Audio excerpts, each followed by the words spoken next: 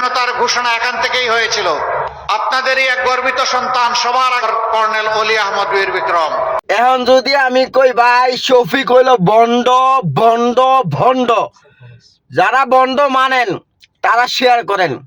সবাই জানে স্বাধীনতা ঘোষণা দিয়েছিল জিয়াউর রহমান, আর চট্টগ্রামে গিয়া বলে কর্নেল অলি নাকি স্বাধীনতা ঘোষণা দিয়েছে।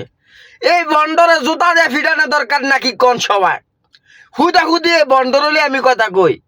দাড়িও রাখছে, টুপিও রাখছে, আবার পাঞ্জাবি সাদা পড়ছে, মনে হয় পুরা দিনদার আলেম।